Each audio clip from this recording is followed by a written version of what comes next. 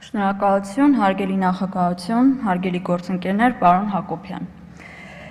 Քանի որ զեկույցը առավել քան մանրամասնորեն քննարկվել է եւ թե մեր հանձնաժողովում եւ թե նաեւ լիագումար նիստերի դահլիճում,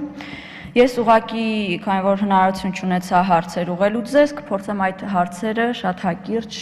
այս պահին ձեզ տալ եւ պիտի խնդրեմ, որ հնարավորության դեպքում վերջին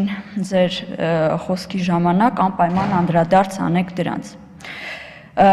Պարոն Հակոբյան, փաստորեն 2016 թվականից հեռուստատեսության եւ ռադիոյի հանձնաժողովի անդամ եք, իսկ վերջին 1.5 տարին արդեն հանդես եք գալիս որպես նախագահ։ Ես կխնդրեի, որպեսզի շատ հստակ եւ շատ կոնկրետ մատնանշեիք ձեր խոսքում այն էական փոփոխությունները, որոնք եւ բարեփոխումները, որոնք իրականացվել են հենց անմիջապես ձեր կողմից, ձեր մասնակցությամբ եւ ձեր նախագահության օրոք։ Եվ ինչպիսի փոխհարաբերություններ եք ստեղծել նաեւ հեռարձակողների առհասարակ ոչ միայն հեռուստատեսության, այլ նաեւ ընդհանրապես հեռարձակողների հետ արդյոք այդ հարաբերություններում որոշակի խոչընդոտներ կամ խնդիրներ կան, կանգնած եք ինչ-որ մարտահրավերների առջև, թե ոչ։ Հիմա ուզում եմ մի փոքր անդրադարձ կատարել հեռուստատեսության եւ ռադիոյի հանձնաժողովի կազմին եւ ուզում եմ հիշեցնել, որ այս պահին Հայաստանի Հանրապետական կուսակցության քվոտայով Արտաշես Գեղամյանի ներկայացուցիչը եւս ընդգրկված է այս կազմում։ Արդյոք նա կարող է կամ ի վիճակի է լինելու տեսալոսողական մեդիայի նոր օրենքը ընդունելուց հետո կանալիք նոր մրցույթներում անաչառ վերաբերմունք ցուցաբերել այն պարագայում, երբ ոչ վաղ անցյալում շատ մեծ հաճույքով զրո էր նշանակում անցանկալի հեռուստաընկերությունների մրցութային առաջարկներին։ Եվ իրոք, քանի որ այսօր նաև զուգադիպել է հենց ձեր զեկույցի հետ համատեղ տեսալուսողական մեդիայի նոր օրենքի քննարկումը, օգտվելով առիթից ուզում եմ խոսել նաև մի փոքր նոր նախագծում հեռուստատեսության եւ ռադիոյի հանձնաժողովի գործառույթների կարգավորմանը։ Ինչպես գիտենք, հանրայինով, ինչպես նաև գործընկերս մատնանշեց, որ վերականգնվել է գովազդներ ցուցադրելու հնարավորությունը, այդ թվում նաև սոցիալական գովազդներ եւ սոցիալական պատվերներով գովազդներ ցուցադրելու հնարավորությունը։ Հիմա ուզում եմ հասկանալ,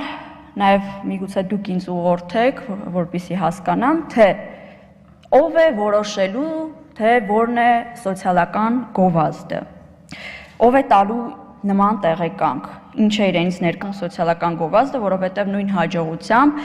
ցանկացած ոք, ով կարող է ինչ-որ բովանդակությամբ նյութ բերել, օրինակ հանրային հեռուստաընկերություն եւ պատվիրել որպես սոցիալական գովազդ, սակայն այդ բովանդակությունը կարող է մերժվել եւ չգիտեմ, կա արդյոք մեխանիզմ, կա արդյոք ինչ-որ հանձնախումբ, որը որոշելու է, որ դա օրինակ չի համապատասխանում սոցիալական գովազդի որոշակի չափանիշներին։ Հեռուստառադիո հանձնաժողովի կանոնակարգում սա նշանակում է, որ նշված չէ արդյոք այն իրավասու է նաև աուդիովիզուալ բովանդակության նյութերը որակավորել որպես սոցիալական, քանզի հեռուստատեսության եւ ռադիոյի հանձնաժողովի գործառույթից ըստ էության դուրս է մնում բովանդակային կոմպոնենտը եւ մնում է միայն քանակական կողմը ներողություն։ Եվ փաստորեն սնվելով հանրային բյուջեից փաստացի հեռուստատեսության ռադիոյի հանձնաժողովի վրայից հանվում է բովանդակային մոնիտորինգ։ Այստեղ գուցե ինձ հակադարձեք եւ ասեք, որ սա գրաքննության հարց է եւ փորձելու եք այս կերպ զերծ մնալ գրաքննությունից, այս պարագայում պետք է ասեմ, որ ոչ թե գրաքննության հարց է, այլ հանձնաժողովի գործառույթի ոչ միանշանակ լինելու խնդիրն է, այսինքն այս պարագայում նաեւ կարող եմ ասել, այդ գործառույթը մի փոքր լղոզված է։ Եվ հետևաբար խոսքս նաև պետական պատշաճ քաղաքականության հարմոնիզացիայի մասին է, ինչը իրենց ենթադրում է, որ պետական քաղաքականությունը եւ պետական վերահսկողությունը այս պարագայում ամենակարևոր ֆունկցիան պետք է լինի։ Եվ ըստ այդմ էլ հանձնաժողովի անդամներն էլ պետք է շատ հստակ պատկերացնեն եւ իմանան իրենց գործառույթների դիապազոնը, այսինքն որտեղ իրենք մուտք ունեն, որտեղ կարող են ինչ անել եւ ընդհանրապես ինչ չանել։ Եվ վերջում պարոն Հակոբյան կխնդրեի գնահատական տալ, իհարկե դա շատ բարդ է, ինքս պատկերացնում եմ, բայց այնուամենայնիվ փորձեք գնահատական տալ ներկայիս հեռուստա արտադրանքի որակին ըստ ձեզ նախորդ տարիների համեմատ բովանդակային փոփոխություններ կան, արդյոք թե չէ, եւ դրանք դեպի լավն են, թե դեպի վատն են գնում։ Ինչու եմ շեշտադրում հենց որակը, որովհետեւ 1 տարի առաջ, երբ ես ձեզ հարցրեցի Անդրադարձ կատարեցի հնդկական սերիալների որակին, նշելով, որ դրանք որոշակի համենայն դեպս իմ պատկերացմամբ նեգատիվ ազդեցություն են թողնում մեր հասարակության մշակութային կամ վարքագծային կամ չգիտեմ, շատ տարբեր կոմպոնենտներ պարունակող վարքագծի դրսևորման վրա, դուք մոտավորապես այսպիսի